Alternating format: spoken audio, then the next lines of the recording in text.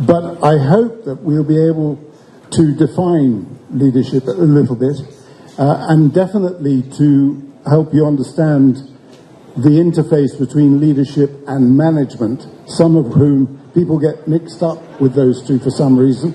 And I'll end by talking about what good leaders do, which is probably the most important thing, and we've heard some of that this morning already. So let's get away with... I probably ought to ask you to write down your definition of leadership, but I won't do that because it's going to take us far too long. But if you were to consider your definition of leadership, I think every single one of us in here would write down a different definition of leadership. And the fact of the matter is that, like notions of freedom or love, leadership is something that there is no right and wrong. What you think is your definition of leadership will be every bit as good as mine. There's no prescription for leadership. There's no prescription for any style of leadership. I think it was Field Marshal Slim who once said that leadership is just plain you. And sure it is, because we all do it in a different way. But I hope, and we haven't heard much of it until just the last speaker today, I hope in your definition of leadership, the word people comes in there somewhere.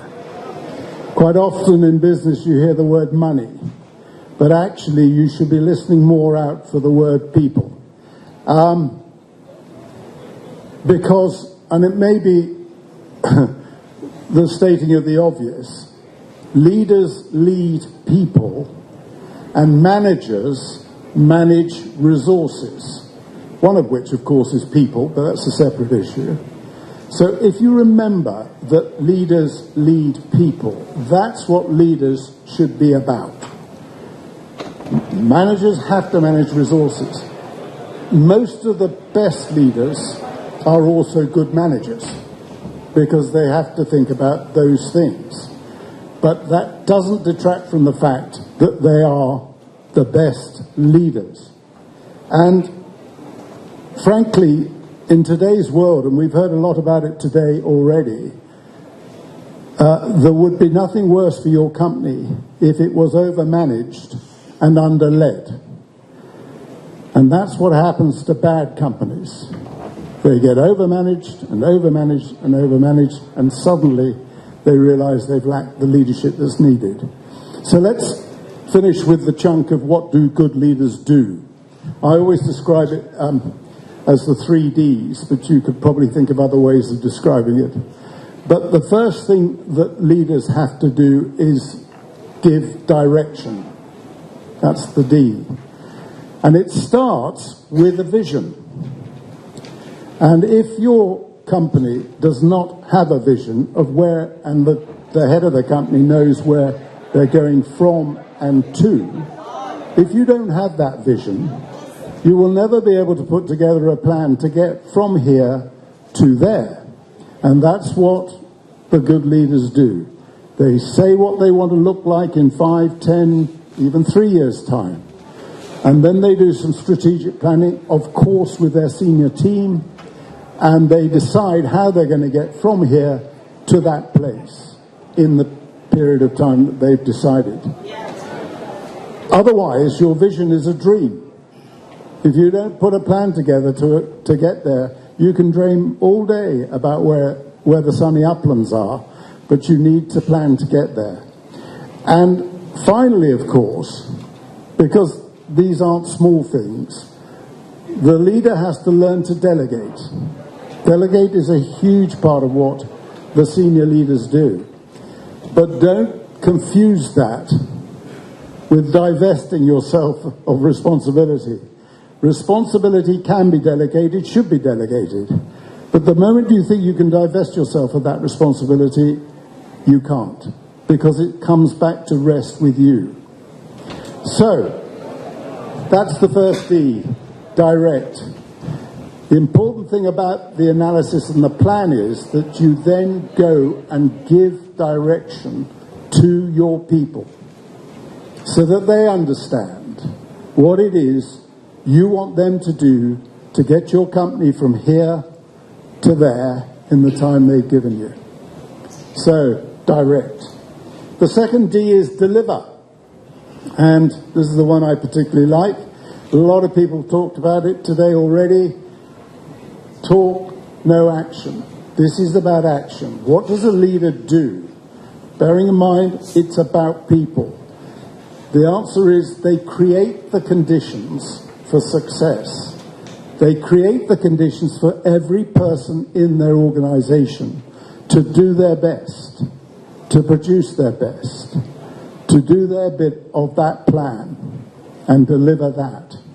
And I think it was John Buchan, a Scotsman, never mind, who's an author and a politician many centuries ago, who said, leadership isn't about putting greatness in people.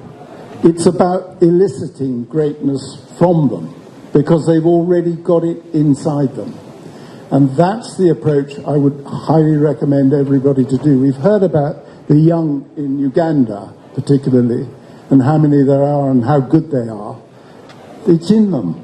All you've got to do is pull it out, create the conditions for them to be successful for your company. I suppose the two words, and this would have been, if you'd asked me what my definition of leadership is, the two words that you should be doing is inspiring and empowering. And the two go together. You inspire and empower your people to do well. That's what leaders do. And you generate the outcomes you want through doing just those two things. But of course, there's a bit more to it than that, and particularly at the senior level, the thing that sticks out that you have to do is make decisions, and particularly the difficult decisions, and make them in a timely manner. That's what leaders do.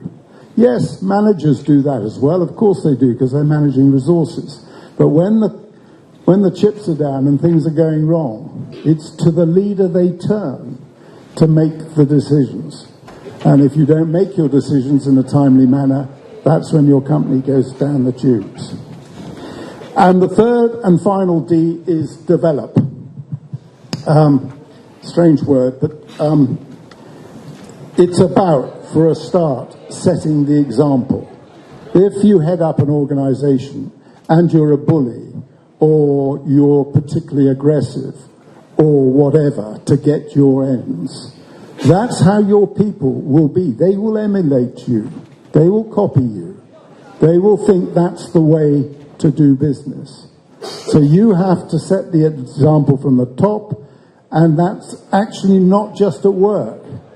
That's when you're not at work as well. Because the headlines in the newspaper won't worry that you weren't at work when you did what you did. So you have to set the example.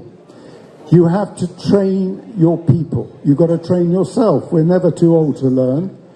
In leadership, not just in management. Everybody goes on management courses. How many of you have been on a leadership course? 1.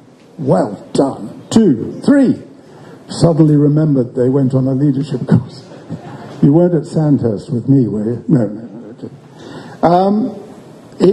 I read in Forbes once that 83% of companies believe they should have leadership training and development at every level. So the young all the way up through middle management up to the top. 5% have programs to do that. So only 5% of companies invest in leadership. And that's why a lot of companies fail. And finally, in the development world, you set the example, but the big word, and we've heard about corruption today and all sorts of things, the big word you should be concerned about is trust. Am I trustworthy? Do you have values? Does your company have values? Do you have standards? Do you have ethics? Those are the bailiwick of the leader. The leader sets the values for the company. The leader sets the standards people are to abide by and reach. And if you have values and ethics and standards, people will trust you. And if you don't, frankly, they probably won't.